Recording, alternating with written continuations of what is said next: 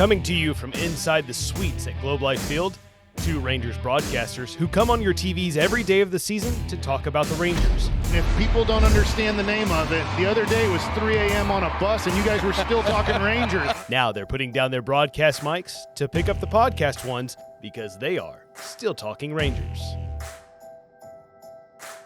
Hey everyone, welcome to another episode of Still Talking Rangers.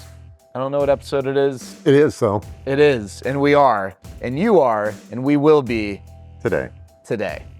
Hey, Dave, Today, the Rangers are a day removed from beating the Milwaukee Brewers, so we're getting ready for the second game of this three-game series. Michael Helman, grand slam, RBI double, 5 RBIs. Jacob Latz, awesome performance. All right, 5 2/3. I mean, I don't know. Against all odds, this team is continuing to push forward when every data point, every bit of the eye test, everything tells you that, now with all of these additional injuries, it's going to go in the other direction. It's been a lot of fun.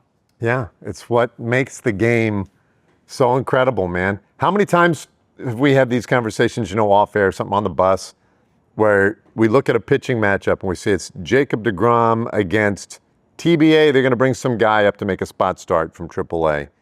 And their biggest two bats are hurt and their bullpen's ragged and we're fresh and our guys are on a roll. And you're like, well, that's pretty obvious what's going to happen. And then you show up at the ballpark that day and it doesn't work out. Whoever that team is, they win 1-0. Something weird happens, right? Because baseball's meant to just destroy your sense that you have any idea of what's going on the planet. And so it's perfect. I think it's working out perfectly. I have maintained a steadfast belief that this team is good enough to be in the postseason, and if in the postseason, good enough to make a deep run. This is not what I envisioned. This is not how I saw it playing out, but it's so cool. It's kind of a little more fun that way. I mean, we kind of make these jokes throughout any season 100 times with this is exactly how but yesterday, Rangers faced the Brewers for the first time. The Brewers are 10 games clear of the Dodgers, who were going to win 130 games, right? Not only are they 10 games clear of the Dodgers, was it 6 games clear of anyone else in Major League Baseball? Like, at this point of the season, to be 6 games better than the rest of the league that's pretty significant. Yep.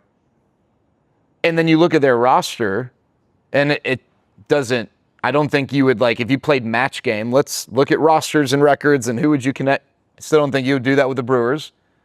And then for the Rangers, hey, the Rangers are fighting for a playoff spot led by Cody Freeman and Michael Helman, who each had big hits in the last 2 Rangers games. Freeman's single to start the rally against Fromber, and then the guys you expected to be a part of it chimed in with the Josh double and Jake's homer. But I mean it's kind of amazing. And I know people are wondering, well, what's Cody Freeman going to be like in 5 years, and what's Michael Helman going to be like? And I understand why those questions are asked. I mean, I'm guilty, but at the same time, who cares? I mean, it's what are they right now? And what they are right now are contributing members of a team pushing for the playoffs. Right, because I think Brewers fans can ask the same questions about a lot of guys on that roster. Who's this guy going to be in a couple of years? How's this going to look?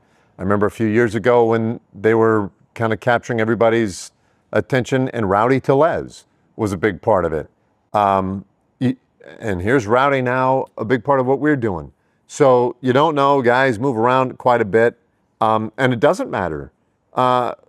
It's funny because later in the show we're gonna have a special guest on here, Merrill Kelly, who was the one Diamondback to pitch them to a win in that World Series in 2023.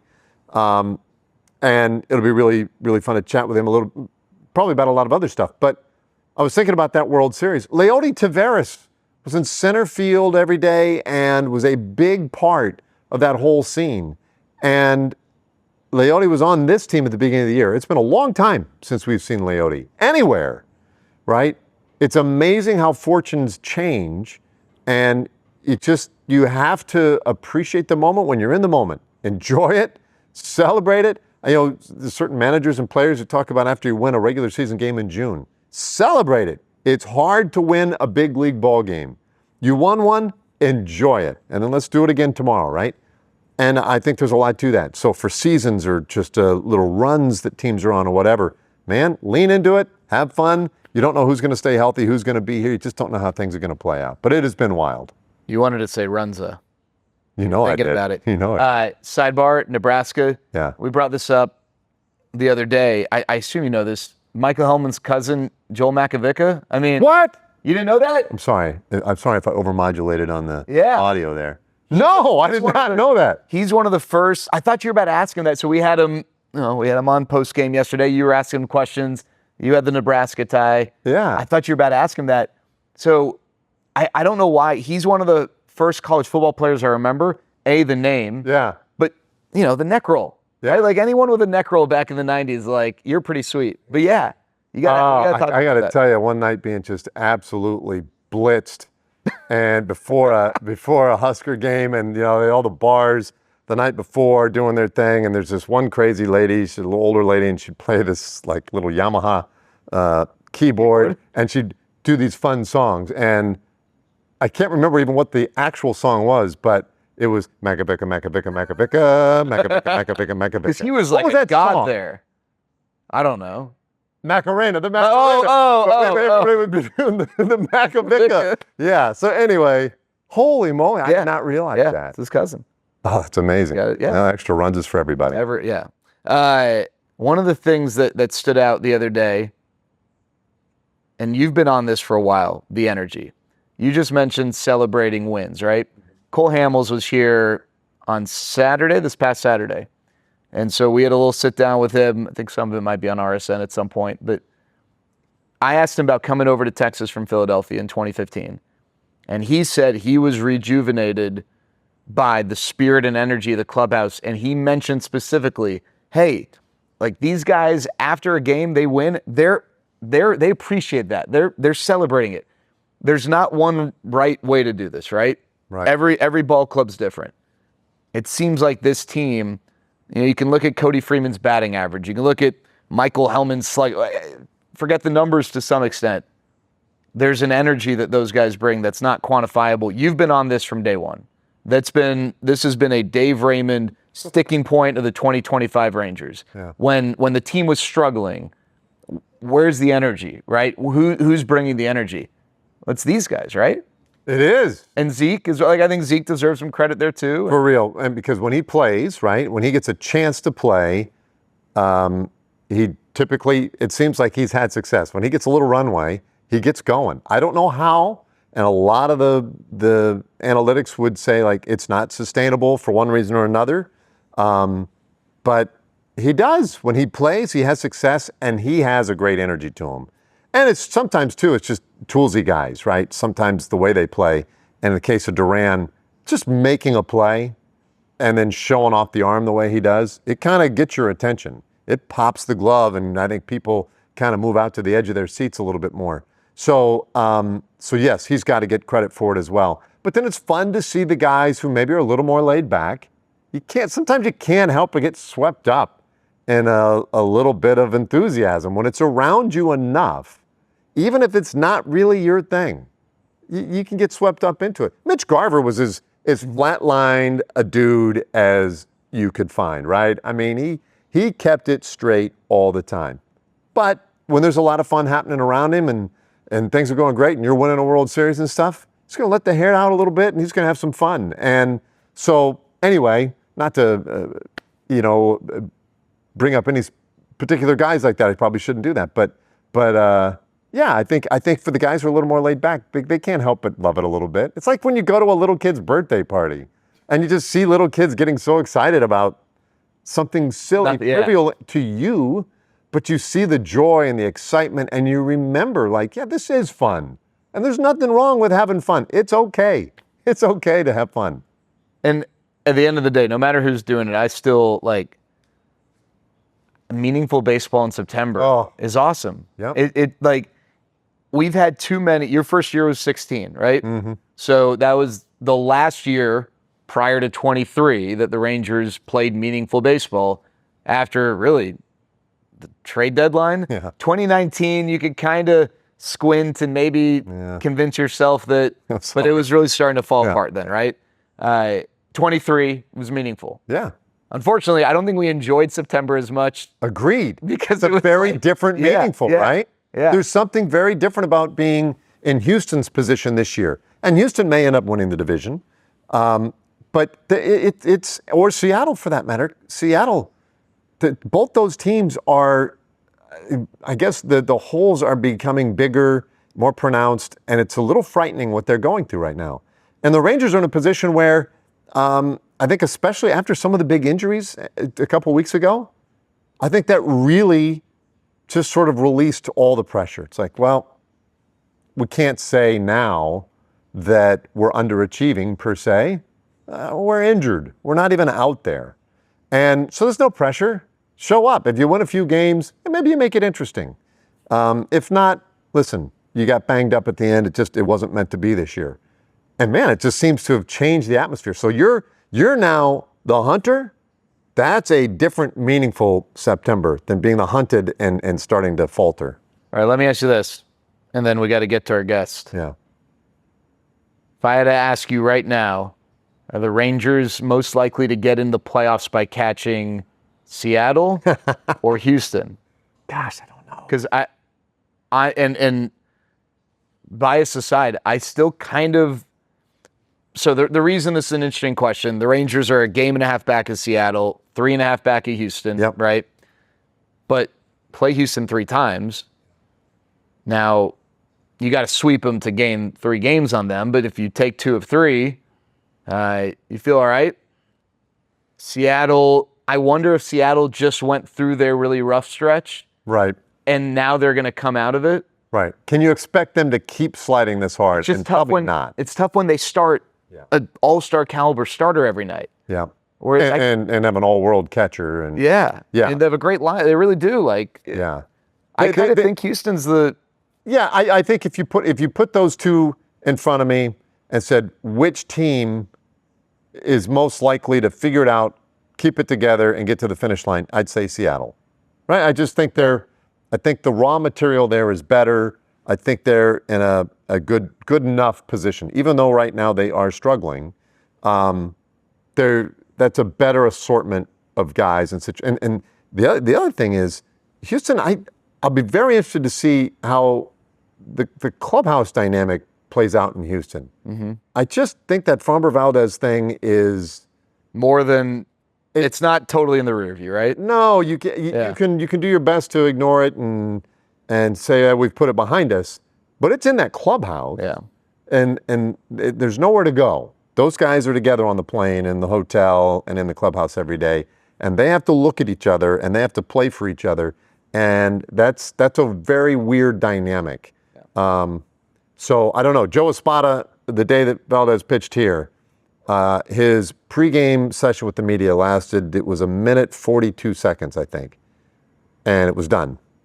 There were 1 or 2 questions that hinted at that situation, and he shut it down. We're like, we're good, we're done. Well, okay, you are today. But guess what? 5 days from now, it's going to come up again. Anyway, so I do think that is something, we'll see, maybe not. Also, I'll say this. People ask, what does a manager do? I think managers are huge in those situations. And I think that organizationally, there are organizations that are better at handling, I wouldn't call that a crisis, but conflict than others. Because you mentioned, all right, 1:42. You think that the writers there are going to just, oh yeah, we're good. Yeah. No. That's a big story. Yeah. If you don't handle that properly in the clubhouse, players are more willing to now talk, and there could be some leaks.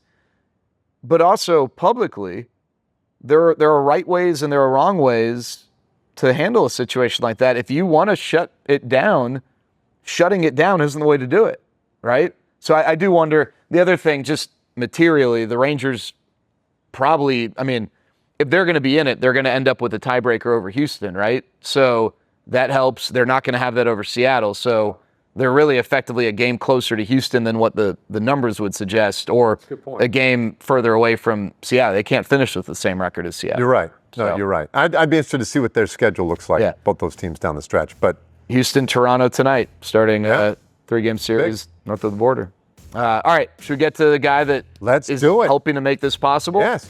All right, when we come back, one of the big deadline acquisitions, Merrill Kelly will join us here on Still Talking Rangers. Whataburger's Pico de Gallo Burger is back, and it's bringing a fiesta of fresh flavors. 2 all-beef patties, crisp Pico de Gallo, melty pepper jack, and creamy cilantro lime sauce. Limited time only, so grab it before it's gone.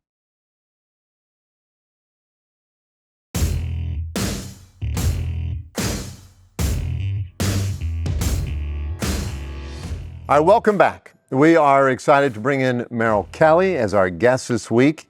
And Merrill, 안녕하세요. 안녕하세요. Come on. All right, I guess I should say 안녕하십니까. You're older than me, so I need to address you properly. Yeah. Thank you. He just threw a shot at you, though. If we're gonna go that route. No, you know what? No, it's very respectful. Yeah. So what did we just, Just hello. He just said hello. 안녕 안녕. 안녕 하세요. 안녕 하세요. And that's Be what you would say to me. Okay. I said 안녕 하십니까, which is what I would say to him. So to your elders, you would, okay. Yeah, there's different words. There's different ways of saying different words depending on who you're talking to and the age bracket that they fall into based on you compared to them. Interesting. Yeah. Okay. And so for all those who have dipped into Still Talking Rangers going, what in the absolute F is going on? So 4 years, right? 4 years in Korea with the SK Wyverns. That's correct. Is this where everybody starts their conversations with you when they do this kind of stuff? It comes up a lot. Yeah. Do you like that, or does it bug you? No, I don't mind it at all. I loved my time over there, so I talk about it frequently. My teammates in Arizona probably got at least the couple first years of my career. They probably got tired of me talking about it. But yeah, I loved my time over there. I'll talk about it anytime. Like when you guys have mound visits and stuff, would you say in Korea, the second base a little over here? I'll do tell my pitching coach based on positioning what they did in Korea. No. Try not to bring too much baseball stuff back from Korea. I think we do a better job of the baseball side over here. Now how the shots are fired. By not to fire. I was about to say not to fire any shots at all, but obviously we've been doing a little bit longer here than they have over there. Yeah. What is something they do over there that you were like, I actually do like the way, whether it's on field, off field, maybe just the atmosphere of the games? Is there? Yeah, I think the biggest thing is the atmosphere of the games.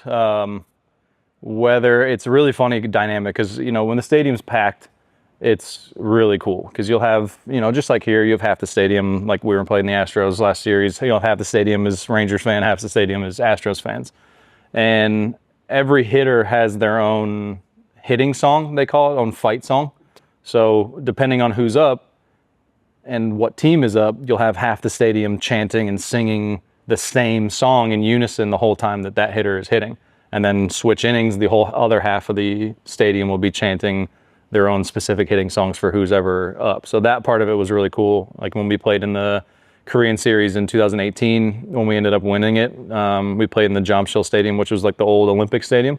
And basically split right down the middle. It's like 30,000, so they got 15,000 on one side, 15,000 on the other side. And depending on who's up, they go nuts for it. So that part of it is cool. And even if there's like a slow game, say it's a midweek game that there's not a lot of people, even if there's 10 people in the stands, they're going to be chanting the same song. Do you remember any? Like, not off the top of my head. I mean, especially because most of them were in Korean, so I picked up on a little bit of them. But yeah, not off the top of my head. Did you have like a song when you would come out for the first inning? No, only the hitters. Only hitters. Yeah, only the hitters. Respect for the respect, I guess, for the Interesting. Yeah. Were the games more offensively minded there? Yeah, my first couple of years there, it was definitely a heavy offensive league. Yeah. If you had a mid-3 ERA, low 4 ERA, you were doing pretty well. It's not like the guys that you see go over there now that a couple of guys are in the 1s, a couple of guys are in the 2s, that type of stuff. You didn't really see too much. If you were, like I said, if you were in the 3s, you were doing pretty dang well. Baseball-wise, I will say they play the game a little bit more than we do over here, right? We rely on homers and that type of stuff. There is more of the, I guess, more well-rounded game, right? They rely on the small ball, the bunts to get them over, just because they don't have necessarily the thump that we do over here. So the bat to ball skills is really good. As a pitcher, it makes it more annoying sometimes, right? I'd probably rather have the guy that's trying to hit it a mile because he's going to swing big and he's going to swing a lot and he's going to swing and miss a lot. Over there's a lot of guys in the lineup that are, just playing the contact game, trying to put the bat on the ball and just put the ball in play and run.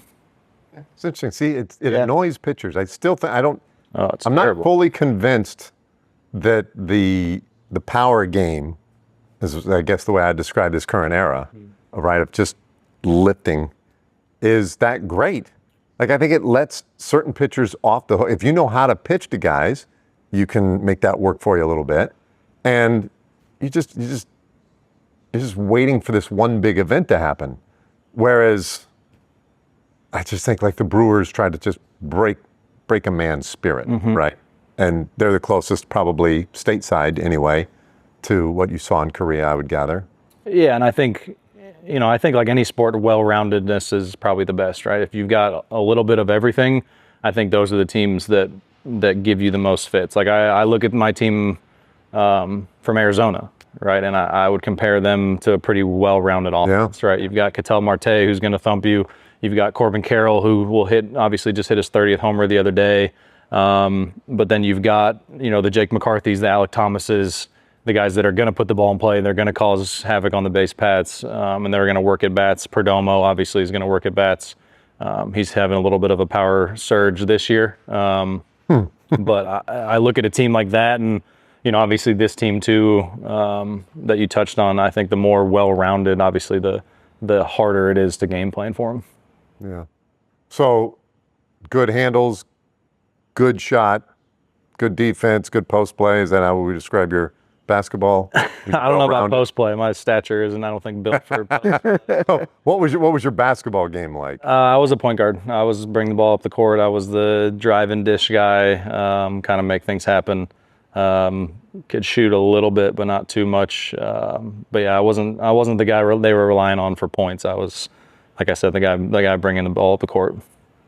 Facilitator. Yeah, that's a good But word. you were big into basketball, right? Like that was your identity, let's say in high school and stuff. You're walking down the hallway and Betty Sue was coming down. You wanted Betty Sue to see you as the hoopster. Yeah, not too many Betty Sues out in Arizona, but yeah, I describe myself, especially not so much high school. I stopped playing after my sophomore year. But growing up, we lived outside of Chicago for a little while. We lived outside of Philadelphia for a little while growing up. So the way I would describe myself when I was a kid was I was a basketball player who played baseball in the off seasons, just to kind of mix it up, give myself the time away from each sport. But yeah, basketball was definitely my first love as far as sports wise. Living in Chicago, I got to see the prime Bulls play. So that's kind of where I fell in love with Michael Jordan. And growing up, I wanted to play basketball. Either I wanted to play basketball at UNC or I wanted to play baseball at University of Texas, actually.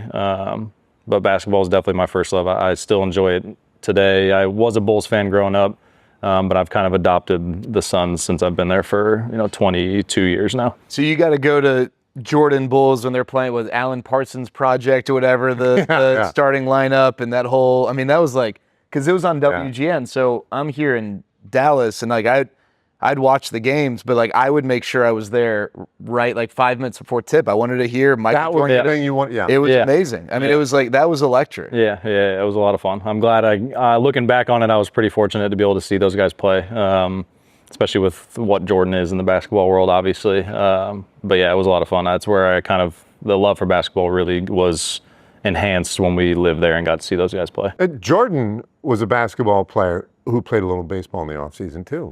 So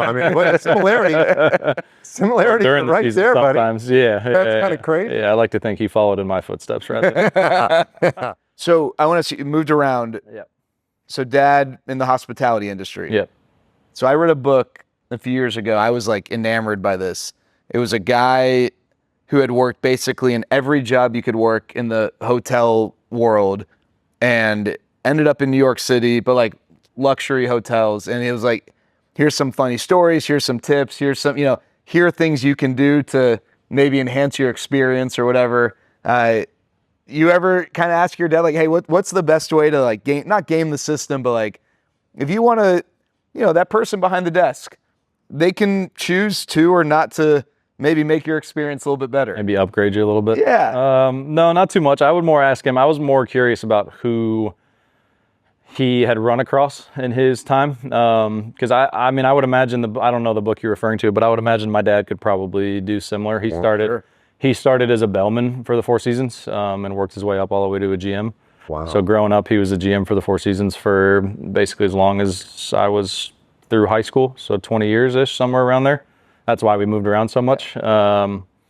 So I bet he's probably got some good tips for you if you wanted to pick his brain. But I was always curious on, the people that stayed there and who he interacted with. Like I met John Madden through the hotel. I met Pat Riley back in the day when I was a kid.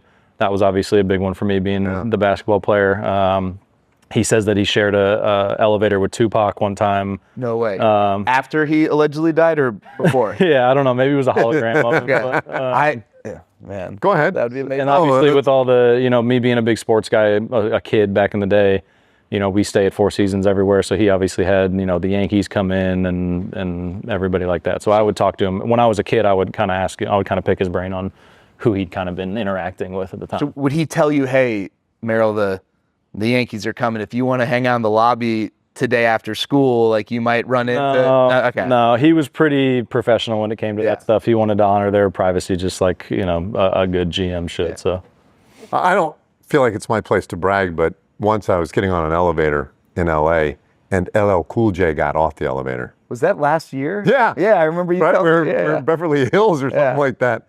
And Hannah Waddington, I think is her Yeah. name. Wadding. Oh, yeah. Yeah. Yeah, Do you watch she was- Ted Lasso? yeah. Okay, so The owner. Okay. Yeah. Yeah, she was at the hotel too. Okay, cool. Yeah. I like that show. Yeah, I think I made her nervous though. She wouldn't look at me. She wouldn't. I'm telling you. I was right there and I felt her averting her eyes.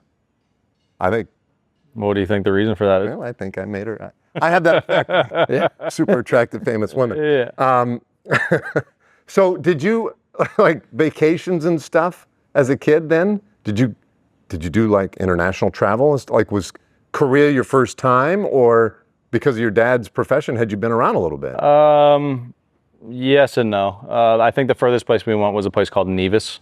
It's down, I'm probably going to butcher it, but I think it's down kind of Caribbean-esque, like kind of south of the Dominican, kind of down by, I think, St. Bart's-ish. You guys Oh, have to like fact- Nevis? Yeah. Yeah. Nevis and St. Kitts, Yeah, I think yeah. is the general area. That was Big flag guy, so yeah. Gotcha. That was probably the furthest place we went. But it was funny. I joke with all my friends and my teammates that learn kind of my upbringing and whatnot. And I thought that everyone stayed at the Four Seasons on vacation because that's just what we did. Because they had a pretty good deal.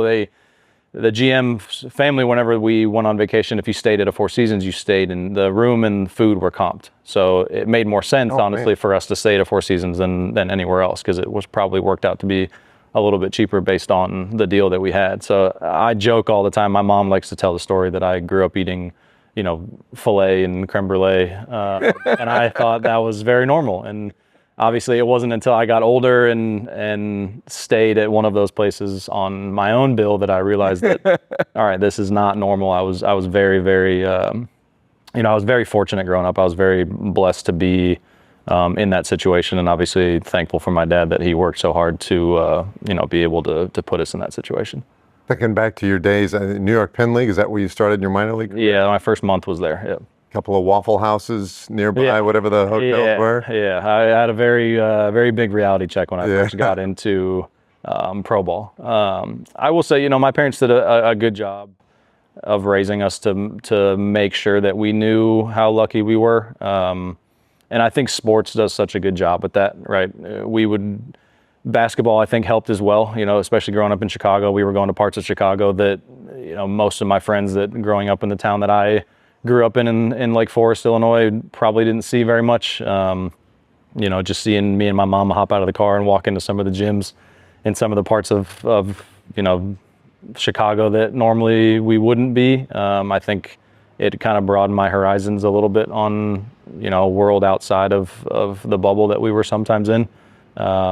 But yeah, the minor leagues, that first bus ride, I'll never forget. I get there and, we had a getaway day that day and then hop on the bus, and I can't even remember where we were going. I couldn't tell you, but we get into whatever small town we were in, and I hop off the bus and I look at whatever small hotel that we were about to stay in, and it's 3 o'clock in the morning, and I'm looking around, and I think my manager, his name's Jared Sandberg, I think my manager at the time picked up on the fact that I was just taking everything in, and he walks over to me, looks at me, he goes, "Yep, welcome to the minor leagues, buddy." So I was like, all right, here we go. Yeah, that's real. Yeah, it's definitely real. Especially going from, I went from ASU. Obviously, I went to junior college for 2 years, so that wasn't, glitz and glamour by any stretch of the imagination. But coming from a big-time program like ASU, it's kind of funny that a lot of the big-time programs, especially now, college programs, you take a step down those first couple of years in the minor leagues for sure. Heck, I mean, at SEC games, the attendance, I mean, you go from playing in front of 10, 15,000 to 10 or 10 or 15 people. Yeah. Kirby Yates with you in Tampa? Yeah. Okay. So I've known Curb since I was 18. We actually went to Yavapai together. Okay. 2 years at Yavapai together, and then he signed a free agent deal with Tampa in 2010 when I went to ASU.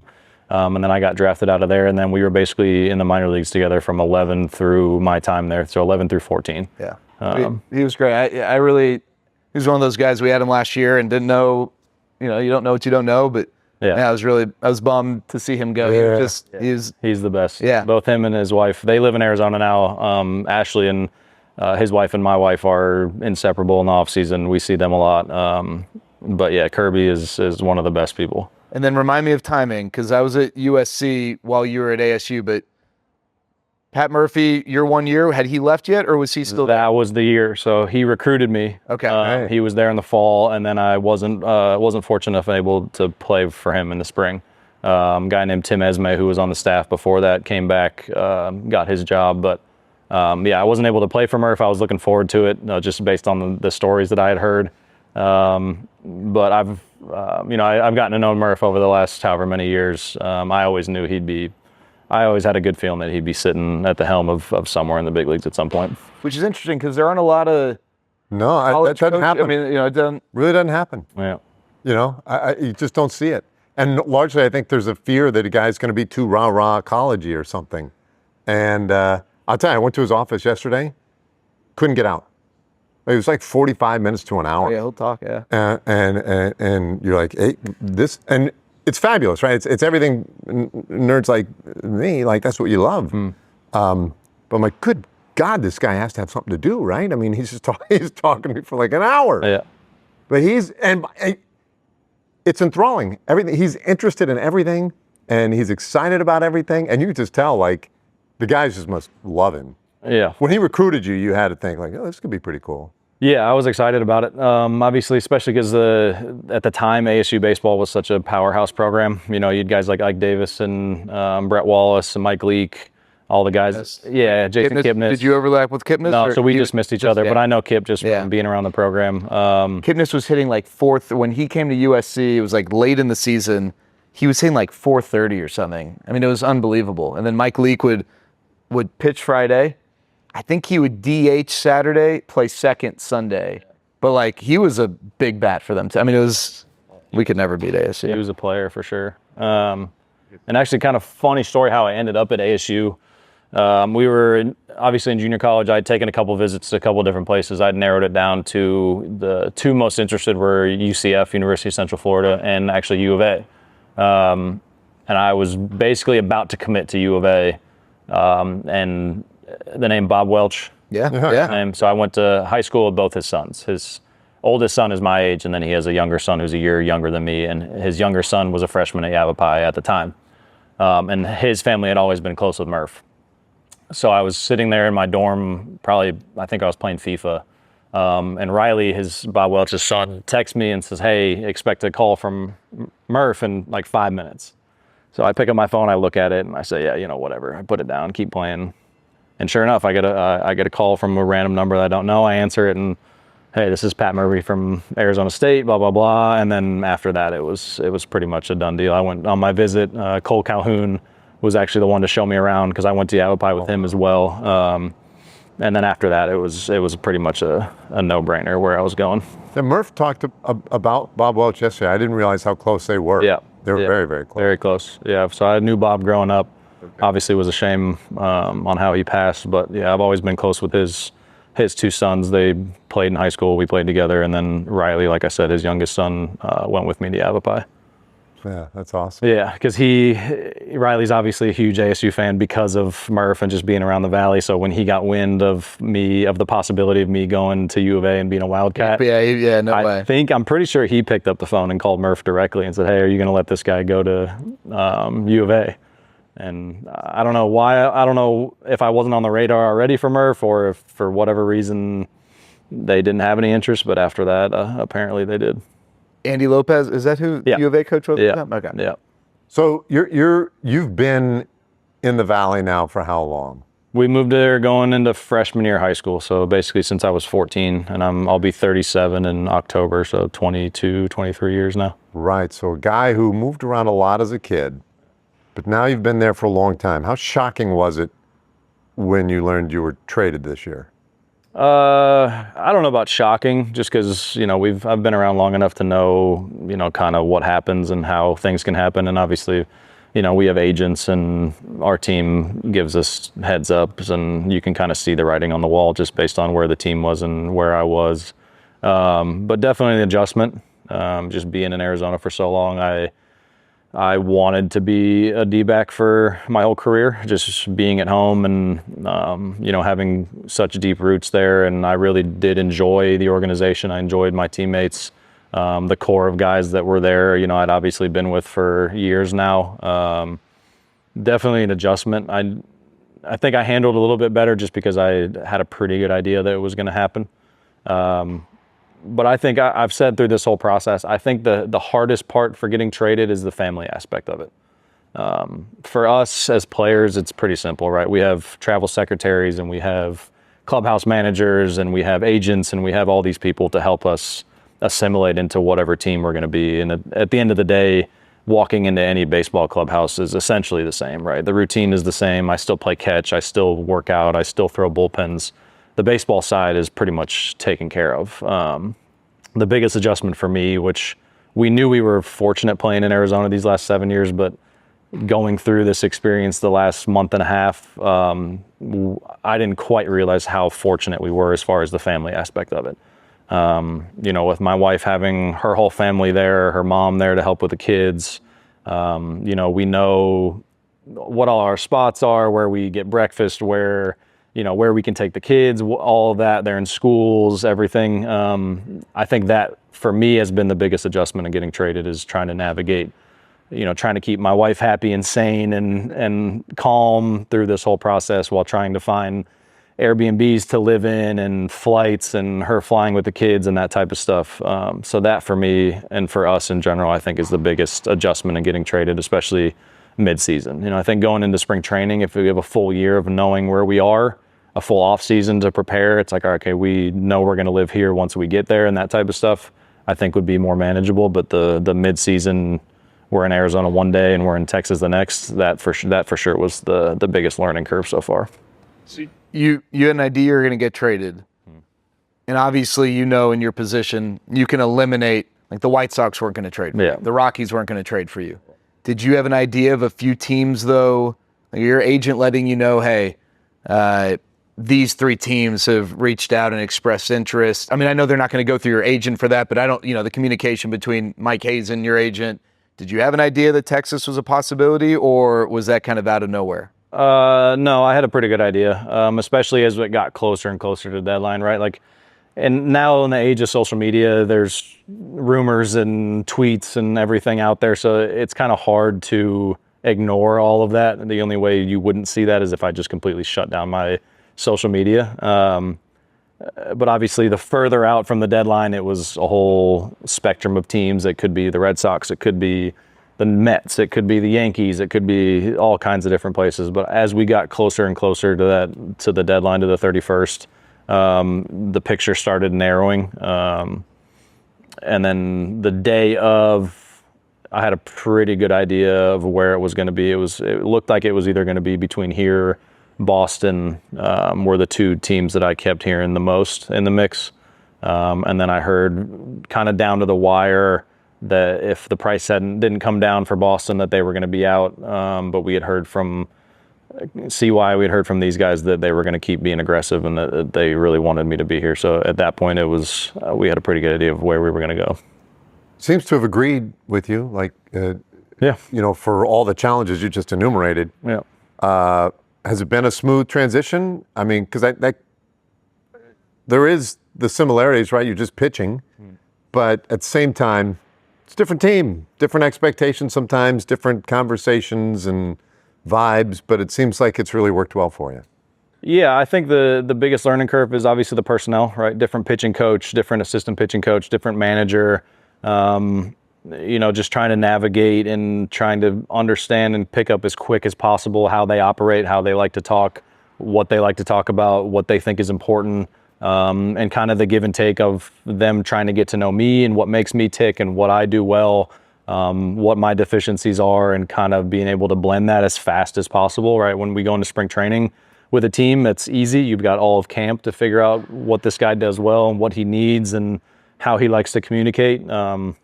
But obviously when I got traded over, we're in the middle of a playoff push and we had to expedite that process as fast as possible. So that part of it takes a little bit of a learning curve just to understand the people that you're working with and just how they tick.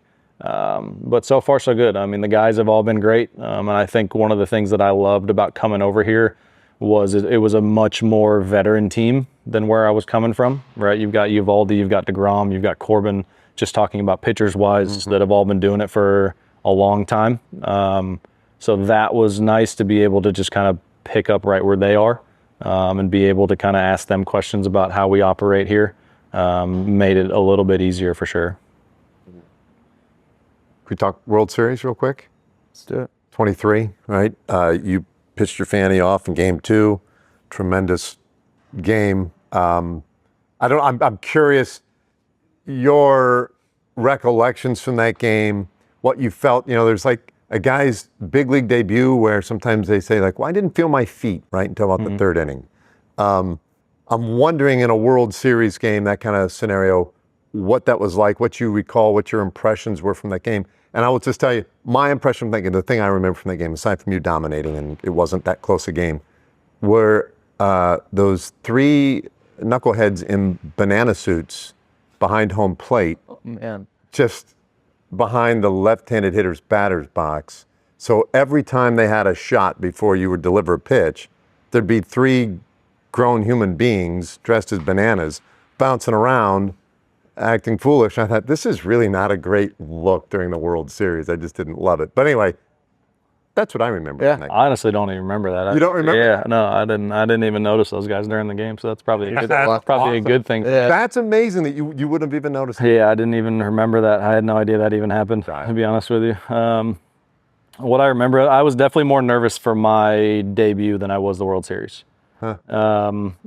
I think there's a lot that goes into that. Obviously, coming back from Korea, I had worked so hard and had been so long to get to the big leagues that I think that day was more of just a whirlwind of emotions, right? It was the first time I'd stepped foot in the big leagues, first time I'd put a big league uniform on and actually been penciled in as the starting pitcher for that day.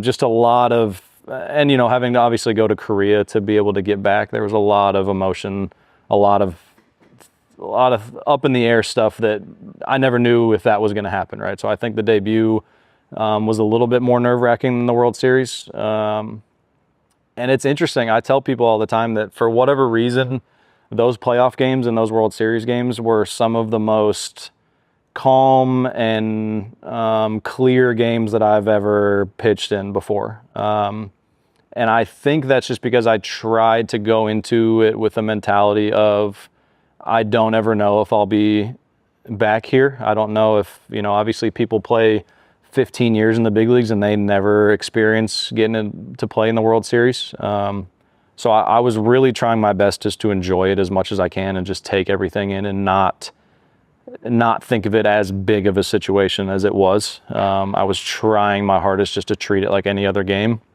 And I think the mentality was I'm just going to go out there and leave everything I have out on this game, and wherever the chips fall, that's where they're going to fall. I tried not to put so much emphasis on having my eyes wide and the lights bright. Man, this is the World Series. This needs to be perfect. And I think partly that's why I pitch so well. I tried to really enjoy and embrace the moment and really cherish the fact that I was standing on the mound in the World Series game. 5 years before that, like we said, I was in the Korean series, literally and figuratively miles away from the actual World Series. So I was going to try my best not to, take those moments for granted. I was just going to try to take it all in and really enjoy it. So there's a degree of, can I say badassery? Yeah. I just think so Merrill, the other day for TV, I was a ball boy for the first 6 innings. So I was down the line, right? And then when the Angels made a pitching change, I had to run from the visitors' dugout essentially out to left center field. Mm-hmm. I think it was a Monday. So it wasn't a huge crowd, but just making that run, it feels like the whole world is staring at you. And I mean, it's I'm just trying not to trip, right? You go and pitch, one of the best games of your life, just given what was riding on it. Yeah, definitely. In front of not just the 40,000, but all the people watching. The World Series, I'm sure, is being aired all over the world, right? And the international feed. I don't know. There's something I don't, and I can't even say that I know what it's like because I've never done it. But even just making that run out to the bullpen, it's a nothing task. I'm just asked to run straight, take a jacket, run back. But there was a level of pressure. I better not screw this up. Your heart was pounding. Yeah, and then I know Citizens Bank. I remember you made that place was different. Yeah, was different. You go and it just, I don't know. I think there is these guys athletically are just on a level that is unfathomable. But I think to be able to perform in that stage, it's just, I don't know. It's trying.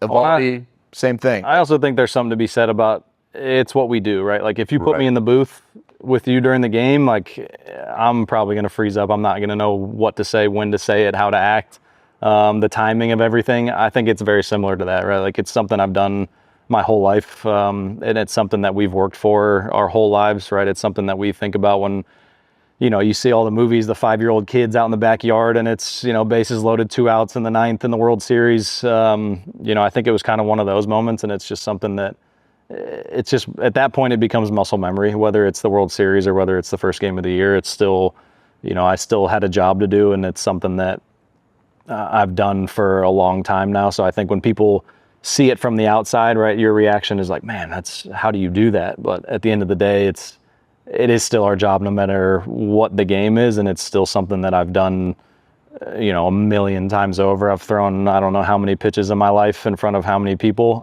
So I think at that point it just becomes, the thought of being on TV and the thought of the fans, I think for us, it kind of goes by the wayside because we're still just focused on, what the game is at the time.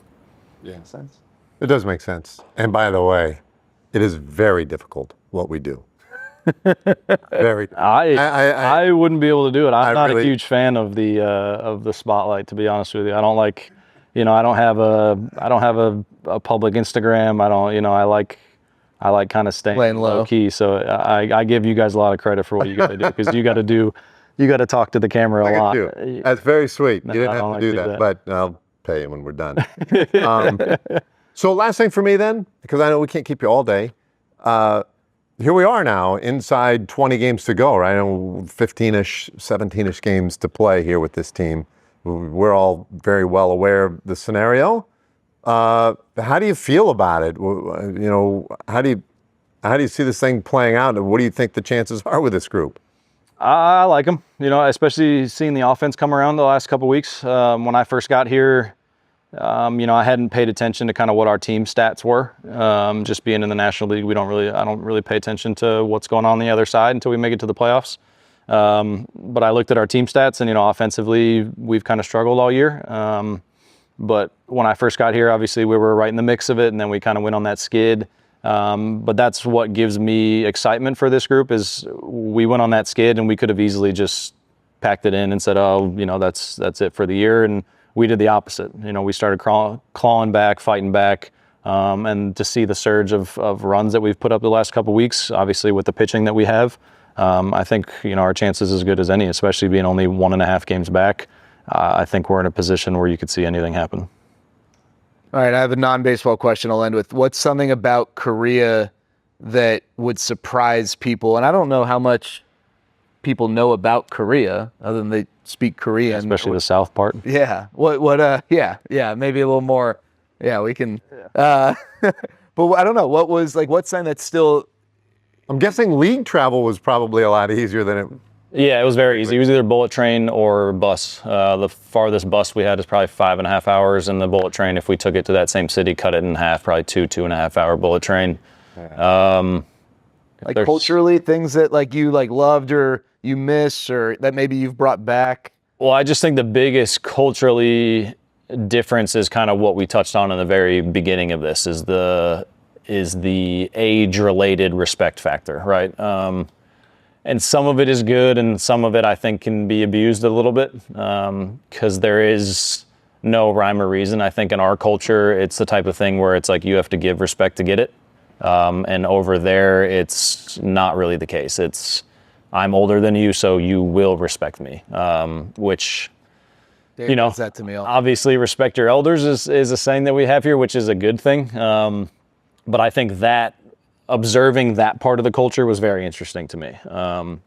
As far as the player dynamic, as far as the culture dynamic, as far as the family dynamic, it was still very much the men go to work and make the money and the wives stay at home and take care of the kids. That aspect was still very much in play. But that part of the culture was probably the biggest difference for me as far as observing, the most interesting part for me. Just because I'd see guys that had been in the league for a while, but there was a guy that just maybe got called up, but he was older than that guy. So even if the guy had been in the league for a while, that guy was older than him, and it didn't really matter. He had to listen to whatever he had to say. And I think that's interesting not only for the culture, but also for coaching.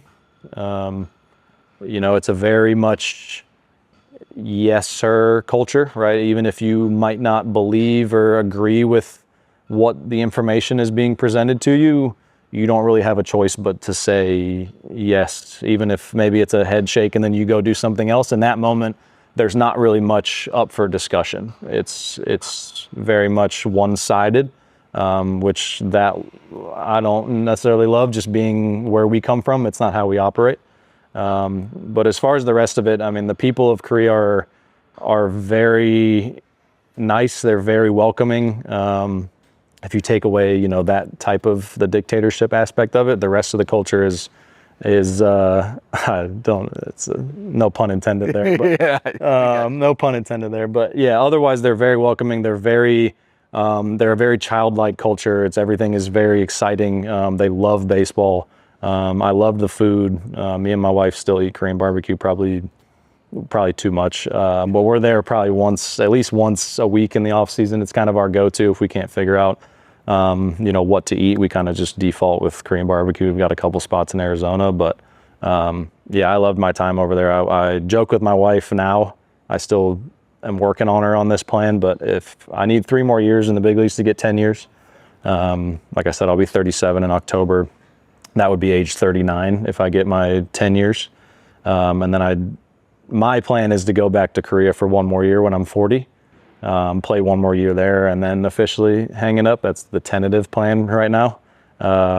She doesn't love that idea so far, but I've got some things in the works with some friends coming over for the year, or my brother coming over for the year. So it's a fluid discussion right now. But yeah, that's kind of where we're at right now. Retire a Wyvern. Well, now it's a Lander. It's a Lander? It's a Lander. They were sold. Oh, Team wow. Sold. There's new ownership. It's the SSG Landers now, but okay. Same city. On your Korean. Yeah, same city, same place. So that would be the only place that I would go back is to that city, but we'll see what happens. We got to get through not only this year but the next couple of years here first. So okay. Listen, it's all trending in the right direction, man. Yeah. You're great. It's been fun to watch. Love watching you compete. We didn't even talk about the changeup. We could have drilled down on that changeup for a while, but it's more fun just talking about life. You can if you want. I got coffee with Merrill. Nah. Yeah, coffee with Merrill. We'll do that in the next episode. Komasimida. 네, 감사합니다. 네. Just gonna say thank you. Very Yeah, much. for sure. Is that what you said? Thank you. Yeah. There you go. All right. All right, there you go. Merrill Kelly in all his glory. That was fun. Thank you. Yeah, appreciate it. If you love banana pudding, you've got to try Whataburger's Banana Pudding Shake. Back, but for a limited time only.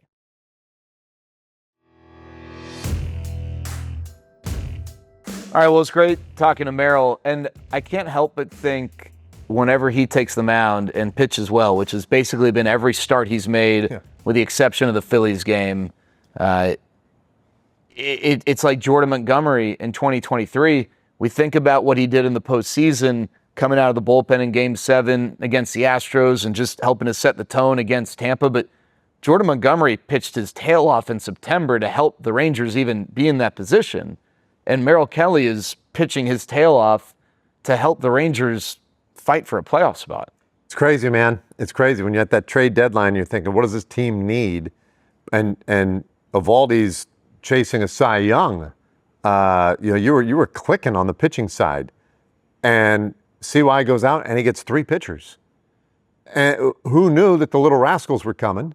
And who knew how much they would need Merrill Kelly? You're right. I mean, these guys, I think of Merrill, and I think of Patrick Corbin too, and the way he has pitched. And Jacob Latz, we are absolutely guilty. Lock us up for not talking enough about what Jacob Latz has done in spot starts this year for this team. Because not only has he just helped out by making those good spot starts, he's dazzled at times. He's been so good.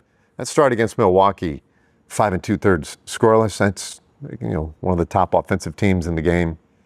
That's awesome. So yeah, you never know where those big contributions are going to come from, but boy, Merrill Kelly's been huge. And can I even bring up Jack Leiter? Because I think if one. Like if you told me that Jack was going to be the Jack we saw through the end of July, but then you know what? Hey, first full year as a major leaguer, production might dip a little bit. A little fade. Yeah, and you'll be like, yeah, I mean, that makes sense. That happens to most guys. He's gotten better. I mean, he's been huge. Yeah, he's literally getting better every time. It's awesome. They know Eovaldi, right? Rocker, who, I don't know that we envision Rocker being a huge part of it, but he's not a part of it right now. You never really got John Gray back. You haven't gotten Tyler Mahle back. Nope. Cody Bradford out all year. You kind of need Jack Leiter. Kind of. Like you really need, you really need him. And he's stepping up. Yep, he has. For a guy with as little experiences he's had at this level. And now, the heightening pressure of the games, man, he hasn't shied away from it at all. Like you say, continues just to get better. I love it. I've been super excited. Just however this season ends up, one of the real highlights for me has just been seeing his progression, because he's got the potential to be a really foundational member of this team in that rotation going forward, man. He could be awesome. Yeah, it really has been fun. Any final thoughts? We're going to still talk Rangers even when we're not recording, but I didn't know if there are any. Well, I'm curious. This stretch of games right now are huge for this team, right? This is a big road trip to New York and Houston. New York battling to keep their playoff hopes alive.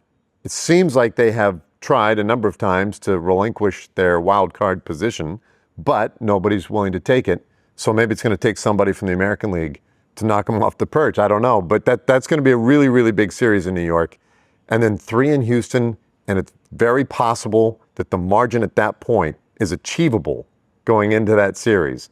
Well, the Rangers would be in a spot where if they did the right thing there, they could be on the other side of the table there as we look at it. So I think that would be crazy. How about Jacob deGrom's next 2 starts? If things stay on schedule, Friday against the Mets, his return, and then the finale against the Astros. Yeah. It's pretty cool. Very cool. I'm excited to see Jay. I remember I spoke to him earlier this year. He was really excited. He wanted to pitch against the Mets. Yeah. He wanted that opportunity.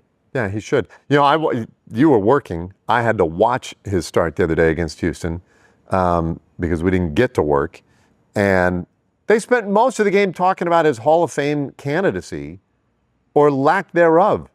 I just thought it was, it is what it is. People got to do what they got to do. But Let's tap the brakes on all that and just let the guy continue to be the most dominant pitcher in his generation. Yeah. And see how it plays out. He's still fun to watch. I managed to really get a little fun to extra juice on Friday. Yeah. I'm curious. New York fans, they're not the friendliest at times. I wonder how they'll treat him. There Will have to be a tribute video, right? There has to be, and maybe not Friday because he's pitching, and I know in that situation maybe they would wait till Saturday so he can enjoy it and actually recognize the crowd. But yeah, I mean there needs to be something. What if they play Simple Man for him? That would be pretty cool. That'd be a nice little nod. Yeah. All right. Well, there you go. Still Talking Rangers episode, whatever. We'll talk to you soon.